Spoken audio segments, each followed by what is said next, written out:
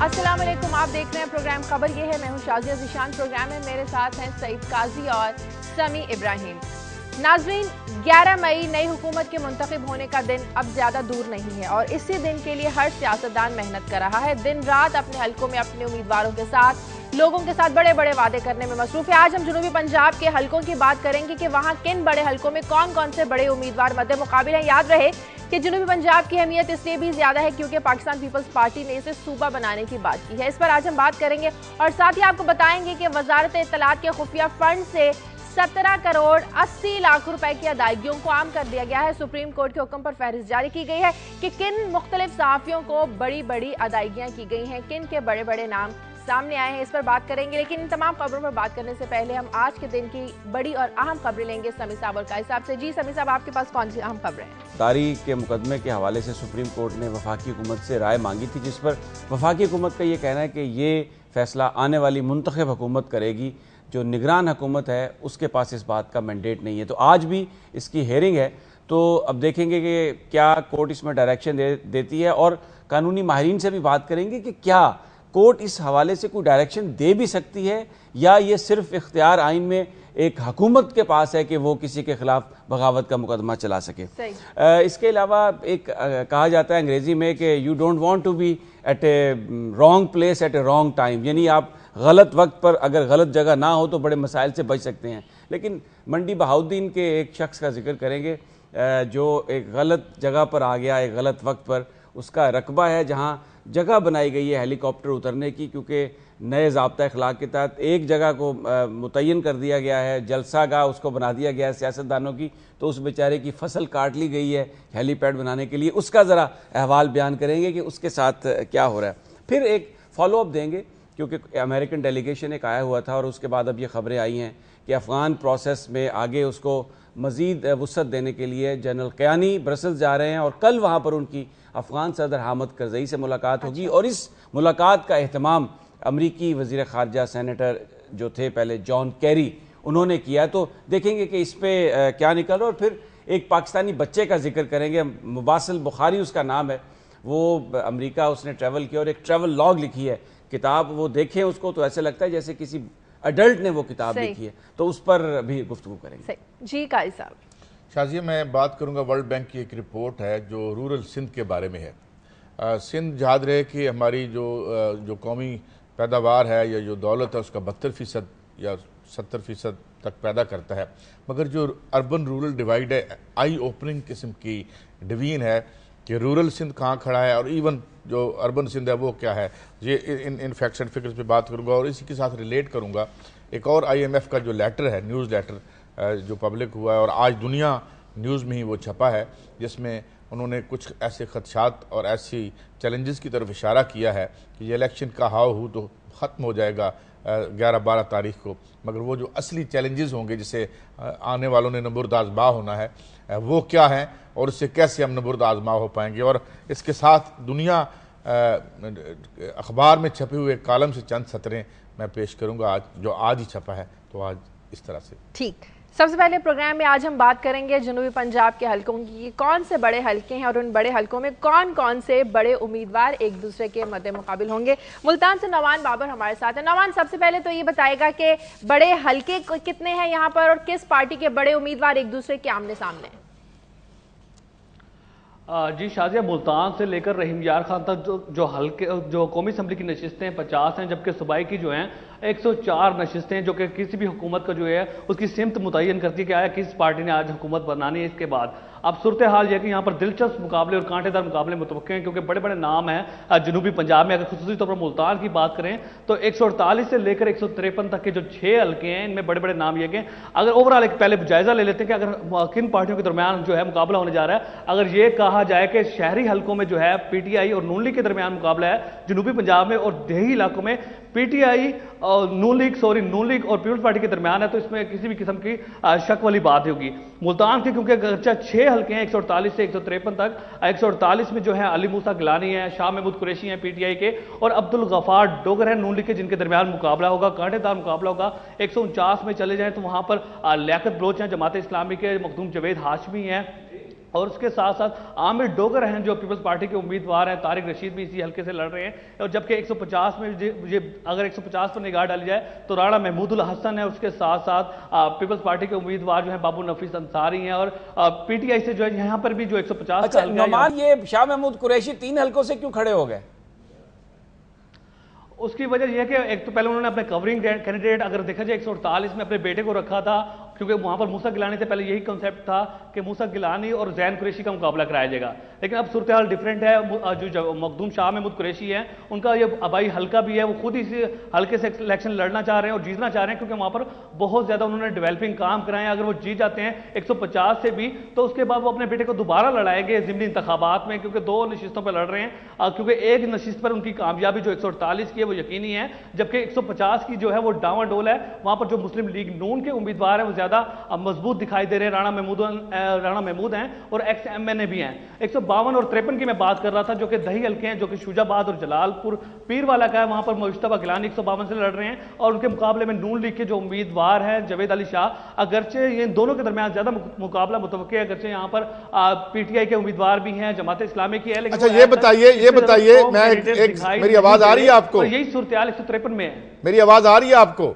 میں آپ سے یہ پوچھنا چاہتا ہوں کہ یہ سارے مخدوم پیر جاگیردار یہاں کھڑے ہیں، پی ٹی آئی نے کیا کوئی ایسا الٹرنیٹیو دیا ہے وہاں پہ کہ مڈل کلاس سے بھی لوگ آ جائیں؟ زیادہ تر تو یہ آپس میں رشتہ داریاں ہیں ان کی، اور یہی ایک ہی خاندان کے لوگ 2 جگہ پہ کھڑے ہیں، تو کیا کوئی middle class lower class alternative وہاں پہ سامنے آیا ہے، یا وہی کہانی ہے جو ہمیشہ سے چل رہی ہے؟ اب بالکل اسی طرح کی کہانی جو ہمیشہ سے چل رہی ہے، اگرچہ یہاں پر ایم کیو ایم نے بھی اپنے نامینیٹ کیے ہیں امیدوار، اس کے ساتھ ساتھ جماعت اسلامی نے بھی کیے ہیں، لیکن ایز سچ کوئی بھی سٹرونگ وہاں پر نظر نہیں آ رہا۔ اگر اوورآل ایک درجہ دیکھا جائے تو جو پی ٹی آئی نے امیدوار دیے ہیں، اگرچہ مڈل کلاس لوگوں کو یہاں پر ٹکٹیں ضرور دی گئی ہیں، لیکن وہ جو روایتی حریف ہونا چاہیے، جو سٹرونگ جن کے پاس تجربہ ہونا چاہیے الیکشن لڑنے کا، اس طرح کے امیدوار جو ہیں وہ پی ٹی آئی میں شامل نہیں ہیں۔ صرف ملتان میں ہی سیاسی گہما گہمی ہے۔ اگر ہم مظفر گڑھ چلے جاتے ہیں تو لاسٹ ٹائم جو کلین سویپ کیا تھا وہ پی پی نے کیا تھا، لیکن نعمان آپ کو میں یہ ادھر ملتان میں ہی روکوں گا۔ یہ جو حلقہ ہے جس میں سکندر یاد بوسن عبد القادر گیلانی کا مقابلہ کر رہے ہیں، یہ یوسف رضا گیلانی صاحب کی سیٹ ہے، وہاں پر آپ کو کیا صورتحال نظر آتی ہے؟ کس امیدوار کا اس وقت پلہ بھاری نظر آ رہا ہے آپ کو؟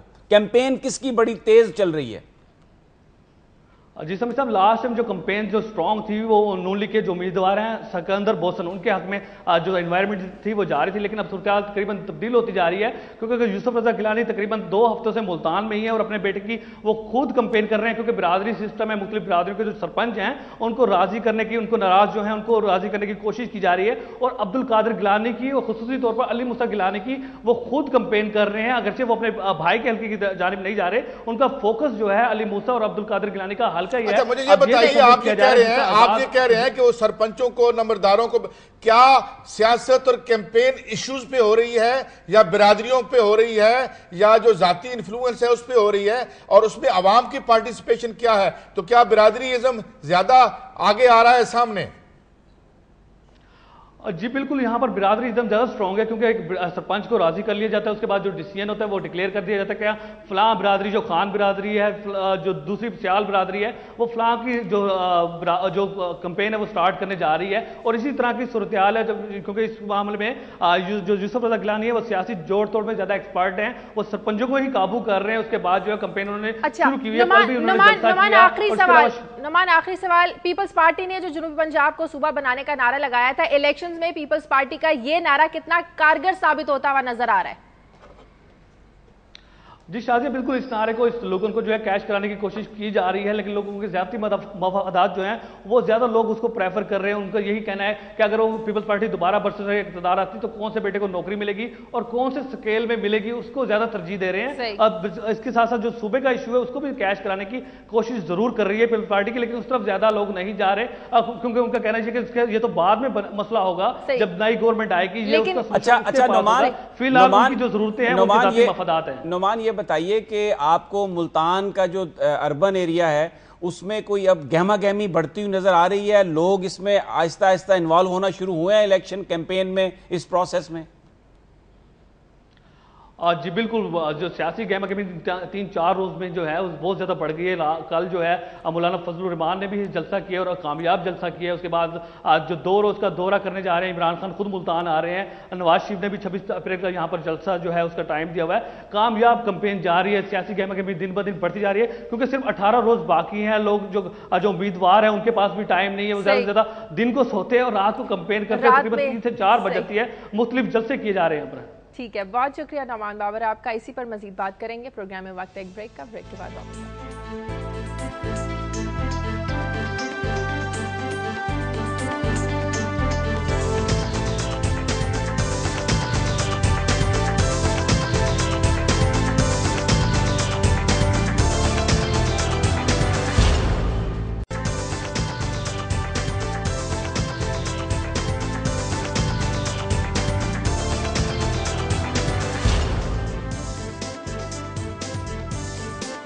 بریک کے بعد خوش آمدید. آج ہم بات کر رہے ہیں جنوبی پنجاب کی مظفر گڑھ سے. ابھی عبد المنان ہمارے ساتھ لائن پر ہیں اور بہاولپور سے اطہر فاروق. عبد المنان سے بات کرتے ہیں. منان، یہاں کے حلقوں کی صورتحال بتائے گا، یہاں پر کتنے حلقے ہیں، کون سے امیدوار آمنے سامنے؟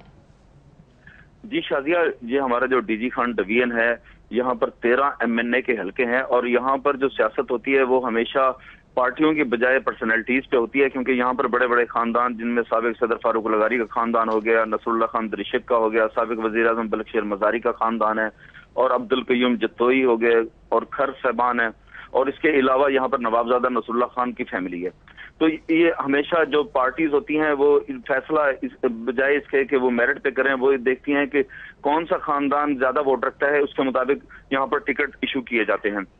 ابھی اگر ہم ہمارے ڈویژن ڈی جی خان کی بات کریں تو یہاں پر مظفر گڑھ، لیا، راجن پور اور ڈی جی خان میں یہاں پر اکثر جو بڑے نام والے سیاستدان ہیں وہ آزاد حیثیت سے الیکشن لڑ رہے ہیں، کیونکہ ان کا خیال ہے کہ اگلی جو حکومت بننے جا رہی ہے اس میں کسی پارٹی کو واضح اکثریت نہیں ملے گی تاکہ وہ اپنی شرائط پر. اچھا منان، یہ تو آپ دیکھیں، ایک سیکنڈ رکیے ذرا یہاں پر. یہ تو بالکل آپ کا تجزیہ سمجھ آ رہا ہے. مظفر گڑھ کی 5 سیٹیں ہیں قومی اسمبلی کی، اور بڑے بڑے نام اس میں لڑ رہے ہیں. پرانا ایک ملک غلام مصطفیٰ کھر بھی الیکشن لڑ رہے ہیں. اس کے علاوہ نور ربانی کھر جو ہنا ربانی کے والد ہیں وہ الیکشن لڑ رہے ہیں. جمشید دستی 2 سیٹوں سے الیکشن لڑ رہے ہیں. جو اس وقت سیاسی منظر نامہ ہے اس میں آپ کو کون سی پارٹی کے جو امیدوار ہیں وہ اب میدان مارتے ہوئے نظر آ رہے ہیں؟ اس وقت گراؤنڈ پہ کیا صورتحال ہے؟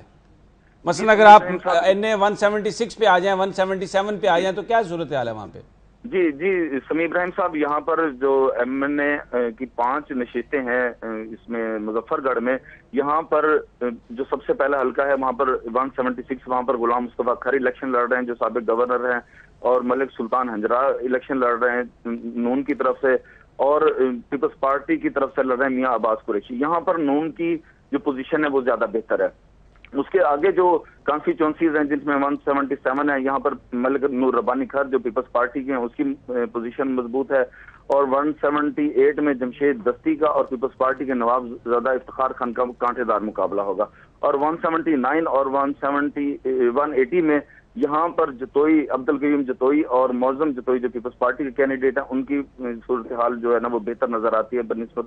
یہاں پر جو نون لیگ نے فیصلے کیے ہیں ٹکٹ دینے کے بارے میں اور PTI نے، وہ بہتر نہیں کر سکے. اس کی برعکس پیپلز پارٹی نے جو فیصلے کیے ہیں ڈی جی خان ڈویژن میں، انہوں نے ان لوگوں کو ٹکٹ دیے جو جیتنے کے قابل ہیں، اور ہمارے ڈویژن میں اس وقت پیپلز پارٹی اور آزاد امیدوار سب سے زیادہ نشستیں لے جائیں گے. اچھا، اب ڈی جی خان کی اگر بات کر لیں، جیسے آپ نے آزاد امیدواروں کا کہا، تو وہاں پر جو بڑے گروپ ہیں جیسے درشک کا نصر اللہ درشک ہیں، ان کے صاحبزادے ہیں، پھر بلخ شیر مزاری کے جو بچے ہیں، اس کے علاوہ فاروق لغاری کے جو بیٹے ہیں، یہ زیادہ تر آزاد حیثیت میں الیکشن لڑ رہے ہیں.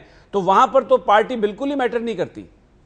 جی سمیع ابراہیم صاحب، یہ ایسے ہے کہ جہاں فاروق لغاری کے بیٹوں نے PTI چھوڑ کر، اور اسی طرح بلخ شیر مزاری نے پیپلز پارٹی چھوڑ کر، اور نصر اللہ خان درشک نے کاف لیگ چھوڑ کر، اور جمشید دستی نے پیپلز پارٹی چھوڑ کر، اسی طرح عاشق خان گپانگ نے کاف لیگ کو چھوڑ کر آزاد حیثیت سے اسی لیے الیکشن لڑنے کا فیصلہ کیا ہے تاکہ آئندہ جو حکومت بننے جا رہی ہے اس میں وہ اپنا شیئر لے سکے. اور سمیع ابراہیم صاحب، جو آپ کا سوال ہے کہ یہاں پر جو الیکشن ہے وہ تو پارٹی میٹر نہیں کر رہی کیونکہ آزاد لوگ ہیں، یہاں پر پیپلز پارٹی اور آزاد امیدواروں کا ہی مقابلہ نظر آ رہا ہے. تو یہاں کے الیکشن میں ایشوز میٹر کر رہے ہیں منان؟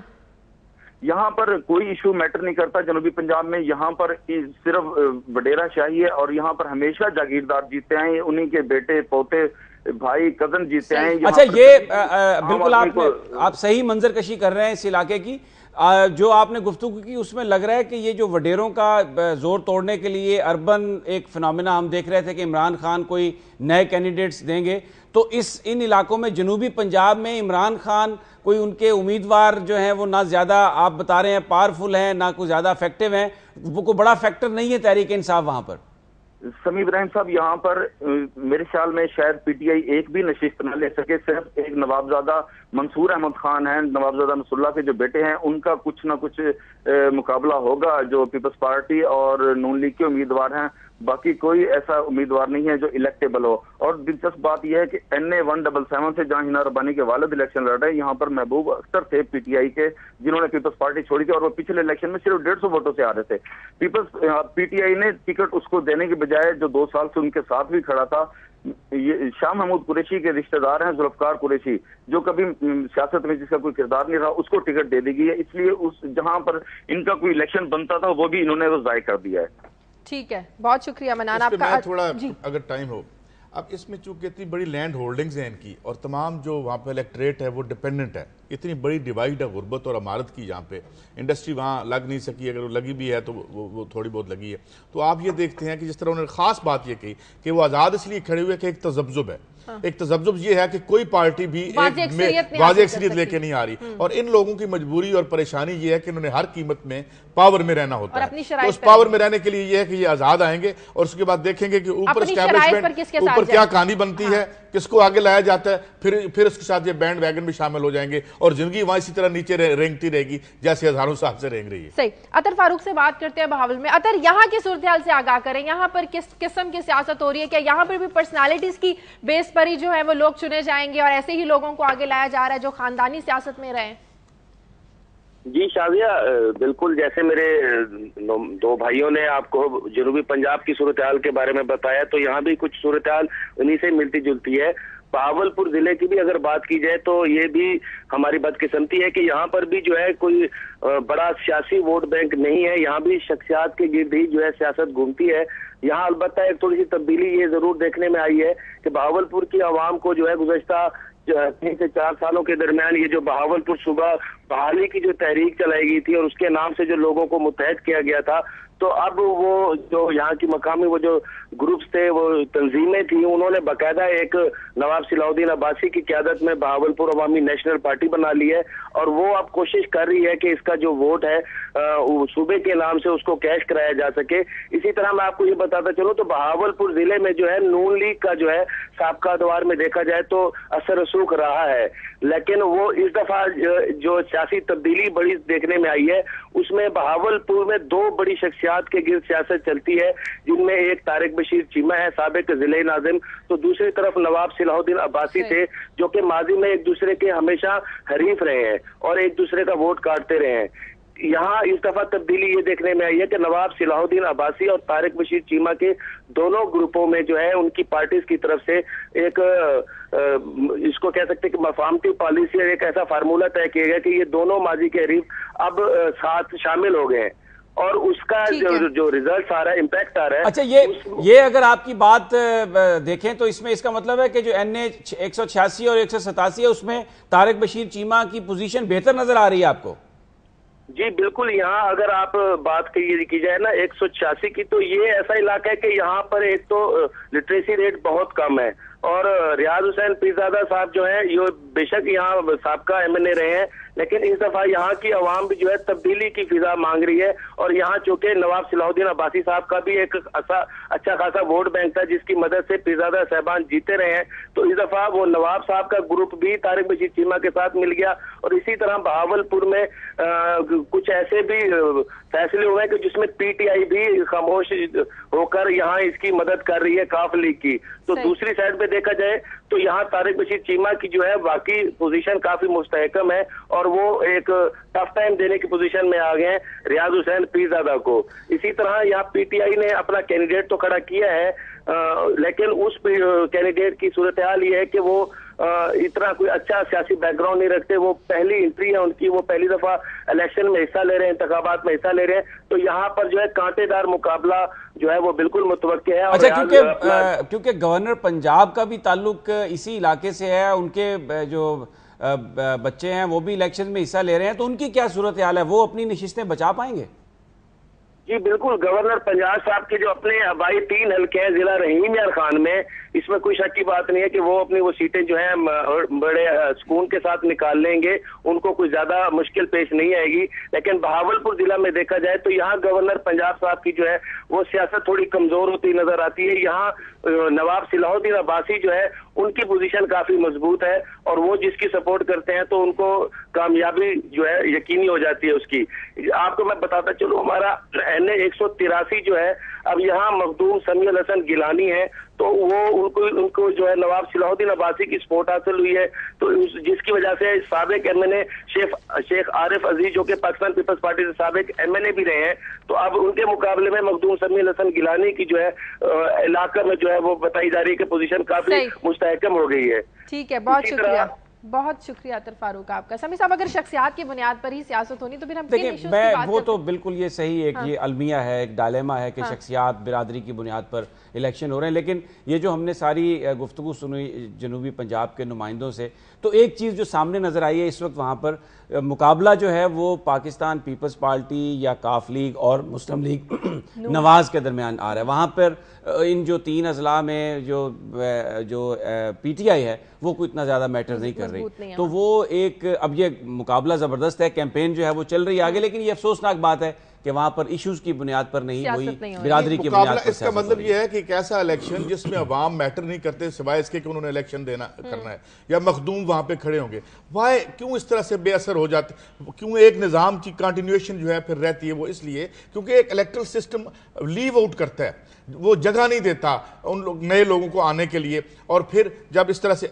खास तौर पे जो अब सूरत हाल है वो ये है क्योंकि मूवमेंट नहीं है, पॉलिटिकली कोई इतनी हलचल हमें नज़र नहीं आती, लोग मायूस हैं, 5 साल की सियासत और जमहूरियत को वो देख चुके हैं, तो चुनाचे लगता ये है कि एक स्टेटस को जो हम ये कह रहे थे कि स्टेटस को बदलेगा, सुनामी आ रहा है, अच्छा, नहीं आ रहा, तो मेरे ख्याल में एक ऐसी दुनिया, एक ऐसी हुकूमत फिर तकलीफ होगी। अच्छा, इसमें ना मैं एक आखिरी कमेंट, मैं देखिए बात यह है कि ये बिल्कुल सही है काजी साहब की बात कि वो स्टेटस को उस लिहाज से कि वही खानदान है वो तो चलेगा, लेकिन आप जब वोटर्स देखेंगे तो 70,000 80,000, तो वहां पर जो लोगों की जो तरजीहात हैं वो तरजीहात उन्होंने इश्यूज को नहीं बनाया, उसकी तरजीहात उन्होंने वही अपने धड़ेबंदी जात बिरादरी को बनाया। तो अब बुनियादी तौर पर जब हम कहते रहे हैं शुरू में ही कि जो लोगों का अपना जो एक माइंड सेट है जब तक वो तब्दील नहीं होगा आप उस वक्त तक आगे नहीं जाएंगे। 1% लोगों को दे देंगे, मैशत में आम आदमी का स्टेक ही नहीं है, जगीरें हैं बड़ी बड़ी जिस पे उन्होंने जाके रोजगार लेना है। पिछली दफा हम इलेक्शन में दुनिया टीवी ने कोट किया कि एक खातून खड़ी हैं लगारी साहब के हल्के में और ठप्पे लगाई जा रही हैं और लोग देख रहे हैं।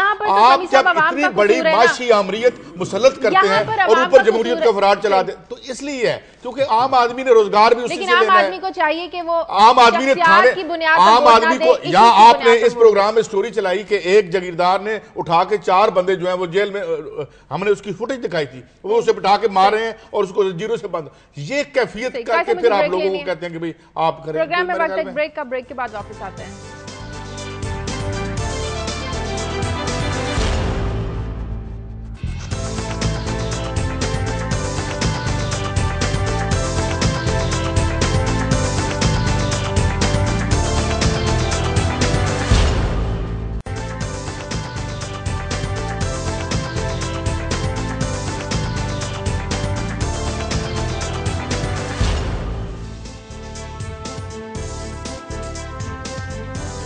ब्रेक के बाद खुशामदीद और अब बात करेंगे वजारत इत्तलात की, जहां के खुफिया फंड से 17 करोड़ 80 लाख रुपए की अदायगियों को आम कर दिया गया है। ये अदायगियां मुख्तलिफ सहाफ़ियों और मुख्तलिफ इदारों को की गई। सुप्रीम कोर्ट के हुक्म पर फहरिस्त जारी की गई है कि किन मुख्तलिफ सहाफ़ियों को बड़ी बड़ी अदायगियां की गई हैं।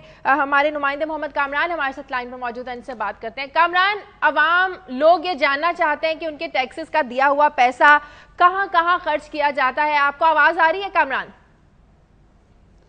कामरान से अभी हमारा राब्ता नहीं हो सका। समी साहब, फहरिस्त तो जारी कर दी गई, अब इंतजार ये है कि कौन कौन से बड़े नाम सामने आएंगे। नहीं, फहरिस्त जारी होगी, लेकिन ये तो कोई बड़ी अजीब सी फहरिस्त इन्होंने जारी की है और असल जो नाम है और असल अदायगियां जो है वो छुपा ली गई हैं। اس میں جرنلسٹوں نے جو ٹریول کیا ہے جس میں ان کے ہوٹل کے ایکسپینسز ہیں وہ بھی لکھا گیا کہ سیکرٹ فنڈ سے ادا. بھائی اگر آپ وزیر اعظم جا رہے ہیں, آپ کچھ صحافیوں کو ساتھ لے جا رہے ہیں, تو اس کی ادائیگی سیکرٹ فنڈ سے کرنے کی کیا ضرورت ہے؟ وہ تو ان کے ہوٹل کے ایکسپینسز ہیں اور آپ انوائٹ کر کے ان کو لے جا رہے ہیں. وہ ایک لسٹ ہے جو تقریباً 150 آدمیوں کی, یا اس میں اور بھی تفصیلات ہیں, اس کو چھپایا گیا ہے. اس کو وزارت اطلاعات یہ کہہ رہی ہے کہ جی آپ اس کو خفیہ رکھیں. عدالت کو چاہیے یہ کہ بالکل کچھ بھی خفیہ نہیں رکھنا چاہیے, اور بالکل وہ جو تمام لوگ ہیں جو بڑے بڑے ہیڈز ہیں, جس میں اگر کسی چینل نے لیا ہے, کسی اخبار نے لیا ہے, ان سب کے نام کالمز لکھنے کے لیے جی ان سب کے نام آنے چاہیے. اور یہ پبلک فنڈنگ ہے, لوگوں کو پتہ چلنا چاہیے کہ کس طرح سے خرچ یہ کیے گئے پیسے. اور ایک بات جو میں دیکھ رہا تھا اس لسٹ میں, ایک مد مجھے نظر آئی جس میں سپریم کورٹ کا اپنا نام لکھا ہوا تھا. 20 لاکھ روپے کی ایک ادائیگی ہے, وہ سپریم کورٹ کی اپنا کوئی وہ کمیشن یا کوئی اس قسم کا نام تھا اس میں. اب تو دیکھیں یہ ایک بہت بڑا عدالت جو ہے اس پر تو پوری قوم تکیہ کر کے بیٹھی ہوئی ہے. انڈیپینڈنٹ جوڈیشری بڑے عرصے کے بعد آئی ہے اور ہمیں بڑا ان پر اعتماد ہے.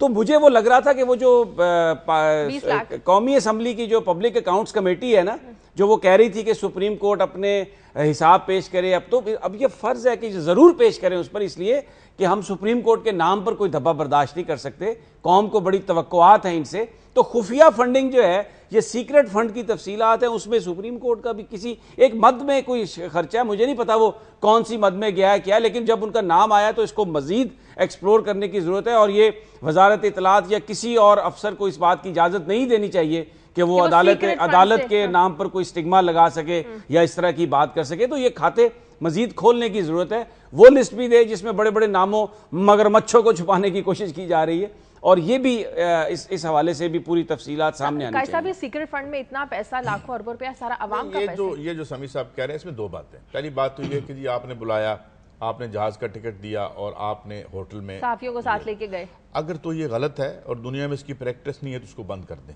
مگر یہ کوئی ایسا ایشو نہیں ہے جس پہ ڈسکس کیا جائے. ہاں اگر کہیں کیش آپ نے ایکسٹینڈ کیا ہے کسی کا قلم خریدنے کے لیے اور وہ بکا ہے, اس طرح سے اگر ہوا ہے تو وہ دیٹ از امپورٹنٹ. ہاں یہ ہم نے سنا ہے کہ دوسرے ممالک میں ادارے افورڈ کرتے ہیں جو جرنلسٹوں کو بھیجا جاتا ہے یا ان کو جو انوائٹ کیا جاتا ہے. تو یہاں یہ 47 سے روایت چل رہی ہے, اسے اگر آپ سمجھتے ہیں یہ درست نہیں ہے تو بند کر دیں. سمیع صاحب کی بات ٹھیک ہے کہ ایک ہوٹل میں وہاں اتنی پیمنٹ کی, وہ کیا, وہ کہ بھائی نہ بلاتے آپ تو نہ کرتے آپ. یعنی میریٹ ہوٹل میں کھانا کیا ہے جرنلسٹوں کا, اس کی پیمنٹ کی ہے سیکرٹ فنڈ. وہ سیکرٹ فنڈ سے بھائی آپ میریٹ میں اگر آپ کے پیسے نہیں ہیں تو آپ مت بلائیں, سیکرٹ فنڈ نکال کے تو اس میں کھانا آپ نے کیوں دیا ہے؟ کھانا کون سی خفیہ ایکٹیویٹی ہے, یا کسی ہوٹل میں رہائش رکھنا کو کیا جاسوسیانہ قسم کا عمل تو نہیں؟ وہ تو ہو سکتی ہے خفیہ, ہوٹل میں رہائش رکھنا تو خفیہ ہو سکتی ہے. لیکن سمیع صاحب یہ بھی کہا گیا کہ کسی ادارے کو پیسے دیے گئے اپنی مرضی کا پروگرام نشر کروانے کے لیے. اب دیکھیں نا 3.5 کروڑ پیسے دیے گئے ان کا نقطہ نظر خریدنے کے لیے. 3.5 کروڑ روپے دیے ہیں انہوں نے. تو ہمیں فروعات میں نہ پھنسائیں, ٹھیک ہے. یہ اگر سپریم کورٹ یہ سمجھتی ہے کہ بھئی ان کو نہیں دینا چاہیے, ہوٹل نہیں دینا چاہیے, ٹکٹ نہیں, بین کر دیں.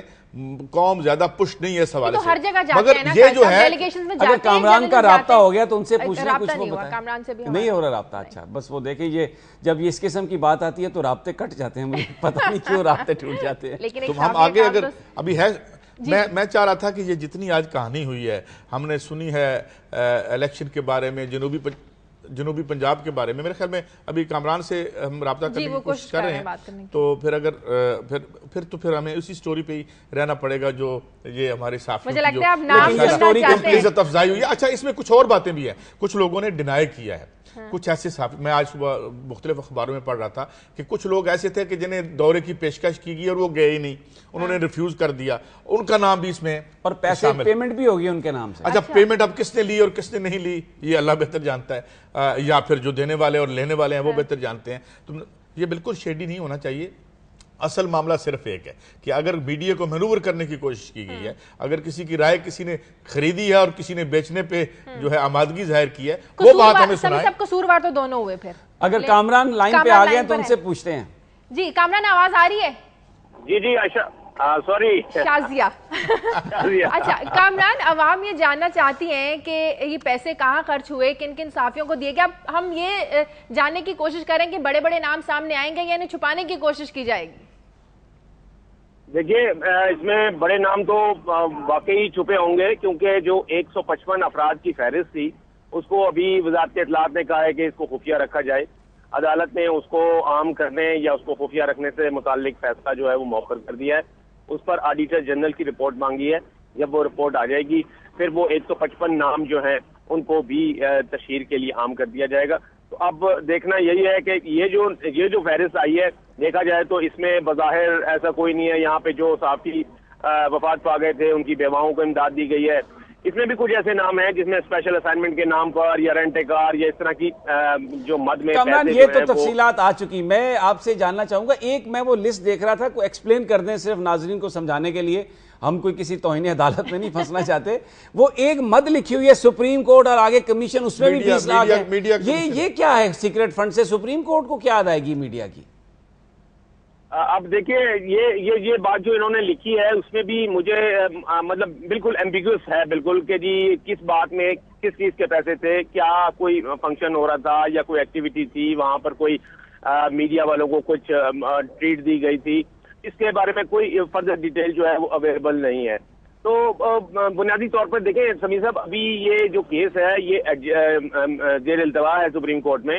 جب آئندہ سماعت 25 تاریخ کو اس کی سماعت دوبارہ ہوگی اس وقت یقیناً یہ باتیں جو ہے سامنے آئیں گی. اور جسٹس جواد خواجہ نے خاص طور پر یہ کہا ہے کہ ہمارا اس لسٹ کو تشہیر کرنے کا مقصد یہی ہے کہ ہم دیکھیں کہ یہ عوام کا پیسہ ہے, کیا یہ اس طریقے سے کسی کو ڈول آؤٹ کیا جا سکتا ہے یا نہیں.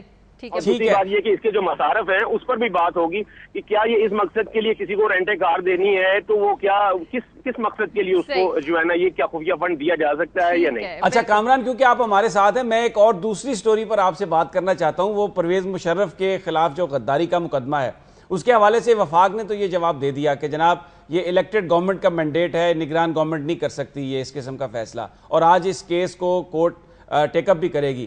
ایک بحث چل نکلی ہے, رات بھی میں سن رہا تھا. یہ بتائیے کہ کیا اب عدالت کیا ڈائریکشن دے سکتی ہے فیڈرل گورنمنٹ کو, یا آئین میں قانون میں یہ لکھا ہوا ہے کہ یہ ڈسکریشن صرف وفاقی حکومت کے پاس ہی ہے کہ وہ کسی کے خلاف غداری کا مقدمہ چلا سکے؟ دیکھیے جو سمیع صاحب اس میں پرویز مشرف کے وکلا ہیں انہوں نے تو اپنا جو جواب داخل کرایا ہے اس میں بھی انہوں نے یہ بات لکھی ہے کہ یہ جو معاملہ ہے کسی کے خلاف آرٹیکل 6 کی کارروائی کا, یہ صرف اور صرف وفاقی حکومت کے دائرہ کار میں آتا ہے. اور اگر سپریم کورٹ نے اس میں انٹروین کیا یا ایسی کوئی ڈائریکشن دی تو یہ جو ٹرائکوٹمی آف پاور جسے ہم اختیارات کی تسلیث کہتے ہیں, جس کے تحت انتظامیہ, مقننہ اور عدلیہ کے علیحدہ علیحدہ حدود ہوتی ہیں, تو ان کا یہ کہنا تھا کہ اگر سپریم کورٹ ایسا کرے گی تو یہ اپنی جورسڈکشن سے اسٹیپ آؤٹ کرے گی, اپنے اختیارات سے تجاوز کرے گی. ان کا تو یہ موقف ہے. لیکن جو عدالت کے اس میں جو بینچ کے فاضل جج صاحبان کے ریمارک سامنے آئے ہیں ان کا یہ کہنا ہے کہ جب کوئی بھی آئین کے اوپر عمل درآمد کا معاملہ یا قانون کے اوپر عمل درآمد کا معاملہ ہو تو ایسی صورت میں عدالت کو پورا اختیار ہوتا ہے, جوڈیشل ریویو کا اختیار اس کو حاصل ہے, وہ کوئی بھی ایسی ڈائریکشن جو ہے وہ دے سکتی ہے. تو بظاہر تو ایسا نظر آ رہا ہے کہ یہ ڈائریکشن دی جائے گی. لیکن سمیع صاحب اس میں صرف ایک چھوٹی سی بات یہ ہے کہ اس میں جو کو ایکیوزڈ ہیں, آپ نے آرٹیکل 6 پڑھا ہوا ہے, اس میں لکھا ہوا ہے کہ جو ابیٹر ہیں جنہوں نے معاونت کی ہوتی ہے وہ بھی بغاوت کے زمرے میں آتے ہیں, دے آر ایکولی ریسپانسبل. ایک یہ چیز ہے. دوسری بات یہ ہے کہ پی سی او میں بھی لکھا ہوا ہے کہ جی مشرف صاحب نے کہ جی یہ تمام جو میں نے اقدامات کیے ہیں 3 نومبر کے ایمرجنسی لگانے کے اور پی سی او کے, یہ تمام اس وقت کی جو عسکری قیادت اور سول قیادت ان تمام کو اعتماد میں لے کر کیا. اور اس کے علاوہ آپ کو یاد ہوگا کہ 3 نومبر کو جب ایمرجنسی لگ رہی تھی تو چیف جسٹس کی سربراہی میں ایک 7 رکنی بینچ نے فوری طور پر ایک اسٹے آرڈر جاری کیا تھا کہ انہوں نے روک دیا تھا کہ کوئی اس پی سی او پر یا غیر آئینی اقدامات پر عمل نہ کرے. اس اسٹے آرڈر میں بھی وہ تمام کور کمانڈرز اور عسکری قیادت ان تمام کو عہدوں کے ساتھ لکھ کر وارن کیا گیا تھا. اچھا کامران یہ بتائیے کہ کیا اس بات کا بھی امکان ہے کہ وہ جو اس سے پہلے 1999 میں جب مارشل لا لگایا تھا وہ بھی کوئی اس میں اس کے بارے میں بھی گفتگو ہو, اور پھر وہاں پر تو بعد میں ایک فرد واحد کو آئین میں وہ یہ بھی اختیار دے دیا گیا تھا کہ وہ اس پہ کوئی ترمیم بھی کر لے, پورا ہر چیز کو لیجیٹمائز کر دیا گیا تھا. ججز نے پی سی او کے تحت حلف بھی اٹھایا تھا اور بہت ساری تقرریاں بھی کی, وہ اس پر بھی کوئی بات ہوگی. اور یہ بھی بتا دیں کہ کیا پاکستان میں 1977 بھی طلوع ہوا تھا یا نہیں ہوا تھا, یا وہ مارشل لا جو ہے اسے ہم ڈیلیٹ کر دیں تاریخ میں سے؟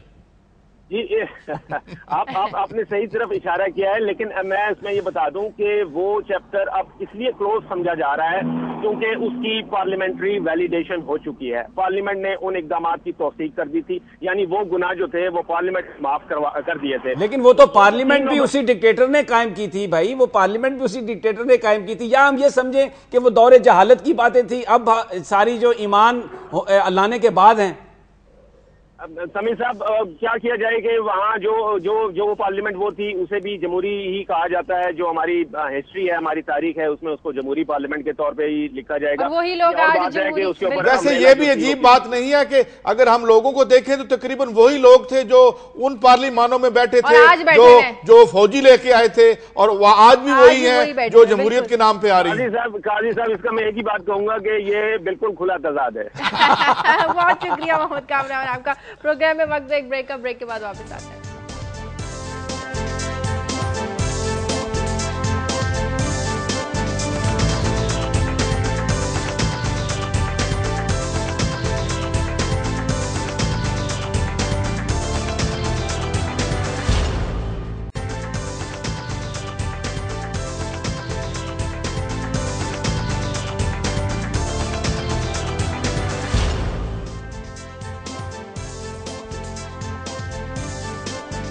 بریک کے بعد خوش آمدید. جی سمیع اسکائی صاحب آپ کی خبروں کی طرف آتے ہیں. میں خبر سے پہلے میں ایک کالم ہے جو آج دنیا کے اخبار میں آج ہی چھپا ہے، اور یہ میں اس کو ریلیٹ کرتا ہوں کہ یہ جو ابھی ہم نے جنوبی پنجاب میں سارا الیکشن کا کھیل بتایا، اس حوالے سے 4 سطریں میں جلدی سے اس کو ریڈ آؤٹ کرتا ہوں.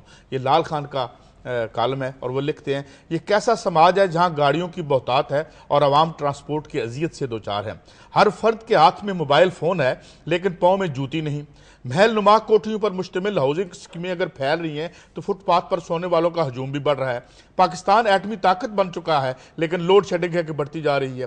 بجلی جتنی مہنگی ہے اس کی ترسیل اتنی ہی ناقابل اعتماد. ایک طرف منرل واٹر کا کاروبار تیزی سے بڑھ رہا ہے اور دوسری جانب گندے پانی سے بیماریوں کی وبا کروڑوں زندگیوں کو موت کی آغوش میں دھکیل رہی ہے.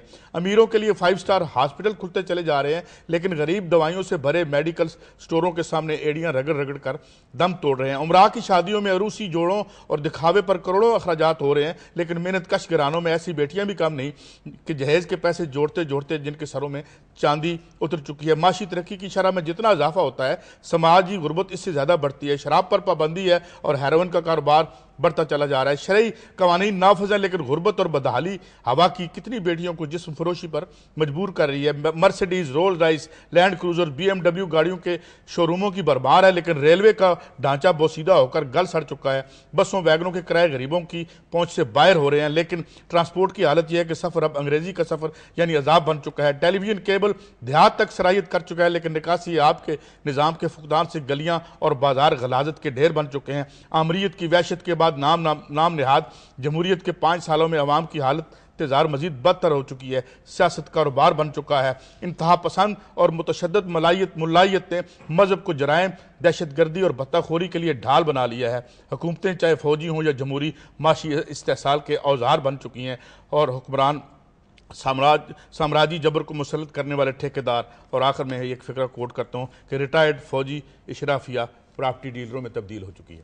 تو یہ وہ دنیا ہے، یہ وہ سماج ہے کہ جس کے اوپر ہم ایک الیکشن کا کھیل کھیلتے ہیں. اور میں ساتھ یہ ریلیٹ کر دوں، یہ وہی دنیا ہے جس پہ ہم پروگرام میں بات کر چکے ہیں، ریگنامکس اور تھیچر. یہ وہ دنیا اور یہ وہ معاشی ماڈل ہے جو یہاں مسلط کیا گیا.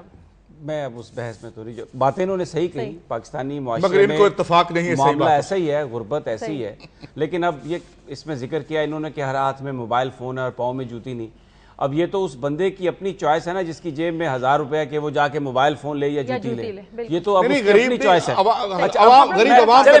قصور غریب عوام کا ہے. وہ پیدا کیوں ہوئے، وہ اس دنیا میں کیوں چلے آئے. پالیسی میکرز کا نہیں ہے، پالیسی سازوں کا نہیں ہے، جنہوں نے تعلیم پہ پیسے خرچ کرنے ان کا کوئی قصور نہیں. اب میں ایک سٹوری جو میں نے آپ کو بیان کی تھی کہ جس میں یہ تھا کہ اگر غلط وقت میں آپ غلط مقام پر ہوں تو پھر مقدر بھی آپ کا ساتھ دیتے تھا. یہ بڑی اچھی ایک سٹوری ہے. منڈی بہاؤدین کے ہیں محمد ظفر صاحب. انہوں نے 35,000 روپے ایکڑ پیشگی دے کے 12 ایکڑ زمین جو ہے وہ ٹھیکے پر لی تھی. اچھا اب یہ ان کی جو زمین ہے اس گراؤنڈ کے نزدیک ہے جو استعمال کیا جاتا ہے بڑے بڑے جلسوں کے لیے. تو گزشتہ چند ماہ پہلے جب وہاں پر صدر زرداری آئے تو بھی ان کی جو لینڈ تھی، ابھی انہوں نے گندم نئی وہاں پر اس کی بوائی کی تھی تو انہوں نے اپنا ہیلی کاپٹر لینڈ کیا، ان کی فصل جو ہے وہ برباد ہو گئی۔ اب شہباز شریف صاحب کل وہاں پر جلسہ کرنے گئے ہیں پرسوں، تو اس میں بھی ان کی جو ابھی گندم کی کٹائی ہونی تھی، گندم پکنے والی تھی، کٹائی غالباً 8-10 دن کے بعد ہونی تھی، لیکن وہ اہلکار آ گئے، انہوں نے آ کے تو ساری وہ ان کی جو ہے فصل وہ کاٹ دی۔ انہوں نے کہا جی یہاں پہ تو ہیلی کاپٹر جو ہے نا وہ اس نے لینڈ کرنا ہے۔ تو وہ اب یہ کہہ رہے ہیں کہ انہوں نے مسلم لیگ نون والوں سے کہا کہ جناب یہ میرا تو بڑا نقصان ہو گیا ہے، تو انہوں نے کہا یار آپ کا نقصان کہاں ہوا؟ بوسال صاحب جو ان کے رہنما مسلم لیگ نون کے، یہ آپ نے 10 دن کے بعد کٹوانی تھی، ہم نے پہلے ہی آپ کو فری میں کاٹ کے دے دی۔ تو اس نے کہا بھائی آپ نے فری میں کاٹ کے تو دے دی، گندم تو 1100 روپے من ہے، یہ کالی ہو جائے گی، آپ نے کچی گندم کاٹ دی، یہ تو 600 روپے من بھی کوئی نہیں خریدے گا۔ تو انہوں نے کہا نہیں اگر کوئی نقصان ہوا تو پورا کر دیں گے۔ اب محمد ظفر نے یہ کہا، ان کا بڑا اچھا آیا، اس نے کہا جناب جب وہ زرداری صاحب آئے تھے وہ تو مجھے 50,000 روپے دے گئے تھے جس پر میں نے دوبارہ بوائی کر لی تھی، لیکن یہ مجھے مسلم لیگ نون والوں نے کچھ نہیں دیا۔ تو وہ اپنی بڑی اچھی سٹوری ہے، یہ بڑا دلچسپ ہے اگر آپ پڑھیں اسے۔ سمی صاحب وہ اس بچے کا ذکر کرتے ہیں۔ ہاں ایک میں ذکر ضرور کرنا چاہوں گا، وہ مواصل بخاری ایک نوجوان بچہ ہے، اس کو امریکہ اس کے اسکول کی جانب سے بھیجا گیا، وہاں پر اس نے ٹریول کیا، تو وہ اس نے ایک امریکہ میں جہاں وہ گیا ایک باقاعدہ ایک ٹریول لاگ اس نے بنائی، اور جس میں اس کو دیکھا تو جو تصاویر تھیں جس طریقے سے اس نے ڈسکرائب کیا تو ایسا لگ رہا تھا کہ ایک ایڈلٹ نے وہ چیز لکھی، اور پھر جو تصویریں تھیں وہ اس چھوٹے بچے نے کھینچی۔ تو وہ میرے خیال میں muwassal.com اس کی ویب سائٹ ہے، تو وہ ایک جو بہت سارے بچوں کے لیے اگر آپ اس کو وزٹ کریں تو ایک انسینٹیو دیتا ہے آپ کو کہ کس طرح آپ کریٹیو رائٹنگ میں جا سکتے ہیں اور کتنا ٹیلنٹ ہے پاکستان میں۔ میں بھی بچوں کی بات ہی کرنا چاہتا ہوں، مگر ذرا اور قسم کے بچے ہیں یہ وہ بچے۔ یہ میرے پاس ورلڈ بینک کی رپورٹ ہے جس میں اس نے ہمیں بتایا ہے کہ تقریباً 2.5 لاکھ بچے جو اس ملک میں گندے پانی پینے سے ہر سال مر جاتے ہیں۔ یہ ورلڈ بینک کی حالیہ رپورٹ آئی ہے، یہ سندھ رورل علاقے کی رپورٹ ہے۔ شادی اس میں بات کرنا چاہتا ہوں کہ سندھ بہت بڑا صوبہ اور ایسا صوبہ ہے جو ہماری معیشت کی جو ہے وہ بنیاد ہے۔ وہاں پر جو اربن رورل ڈیوائیڈ ہے، مثال کے طور پر میں کچھ فگرز دیتا ہوں کہ وہاں 50% سے زیادہ غربت ہے جو رورل سندھ ہے۔ یہ وہ جگہ ہے جہاں سے پیپلز پارٹی اپنا مینڈیٹ لے کے آتی ہے، اور اس میں شادیہ یہ بھی بتایا گیا ہے کہ جو اربن سندھ ہے اس کی 31% آبادی کو سینیٹیشن کی سہولیات حاصل ہیں، لیکن صرف 14% جو ہیں لوگ جو رورل ایریا میں رہتے ہیں وہ ان کو یہ سینیٹیشن کی سہولیات حاصل ہیں، جس کی وجہ سے ان کے گھروں کے باہر ابھی ہم نے ایک رپورٹ بھی پچھلے پروگرام میں چلائی تھی جس میں ہم نے دیکھا کہ رورل سندھ میں کتنا تفن اور غلاظت پھیلی ہوئی ہے۔ اور اس میں ساتھ ایک فگر اور آپ کو دیتا ہوں کہ اس میں ایک ڈسٹرکٹ ایسا بھی ہے کہ جو بدین ڈسٹرکٹ جو ہے جو 60% انرجی آئل پاکستان کا پروڈیوس کرتا ہے، مگر ہیومن ڈیولپمنٹ انڈیکس پہ اس کا نمبر جو ہے وہ 90 ہے۔ اور اسی طریقے سے یہاں پہ جو لینڈ ہولڈنگز ہیں تقریباً 1% لوگوں کے پاس جتنی زمین ہے وہ اس زمین سے زیادہ ہے جو 62% لوگوں کے پاس ہے۔ یہاں ذوالفقار علی بھٹو نے سب سے پہلے یہاں جو لینڈ ریفارمز کرنے کی کوشش کی تھی، مگر اب 5 سال جو پیپلز پارٹی کی گورنمنٹ گزری ہے اس حوالے سے اگر میں ٹائم کم ہے، آوازیں بھی آ رہی ہیں کہ نہیں ہے، لیکن 55% سکول ایسے ہیں جن میں ٹوائلٹس نہیں ہیں، جن میں جو ہے پانی کی سہولت نہیں ہے۔ تو یہ ہے وہ رورل سندھ جو ہمیں اتنی دولت دیتا ہے، یہ ہے وہ سندھ کا صوبہ جو 65% ہماری اس میں معیشت ہے، اور یہی وہ کالم ہے جو میں نے عرض کیا تھا کہ وہاں BMWs ایسے ہی گھوم رہی ہیں مگر نیچے دنیا ایسی ہے۔ مگر سمیع ابراہیم صاحب ٹھیک کہتے ہیں، بہت قصور ہے ان مزاروں کا، ان ہاریوں کا کہ جو انہیں ووٹ دیتے ہیں اور اسی ذلت کی زندگی ان کا مقدر بنا دی جاتی ہے۔ اچھا یہ جو انہوں نے حالت پیش کی ہے سندھ کی، میں ان کو تھوڑا سا، یہ بالکل صحیح ہے، ایسے ہی ہوگا سندھ میں بھی، لیکن یہ آپ بہت سارے شہروں میں بھی چلے جائیں تو سکولوں میں ٹوائلٹس نہیں ہیں یہ، اور جو شہروں کے اندر بھی جو آپ کو ہیلتھ کا نظام ہے ہاسپٹلز میں، کئی دفعہ ہم فوٹیج چلا چکے ہیں آپریشن تھیٹرز کے اندر، بڑے بڑے نامی ہاسپٹل جو ہیں جہاں پہ غریب آدمی علاج کے لیے جاتا ہے وہاں پر کچھ اس کو میسر نہیں ہے۔ یہ بات بالکل ان کی صحیح ہے اور یہ ایک المیہ ہے پاکستان کا، لیکن میں صرف اتنا عرض کروں گا کہ جن لوگوں کو یہ مشکلات کا سامنا ہے اگر وہ خود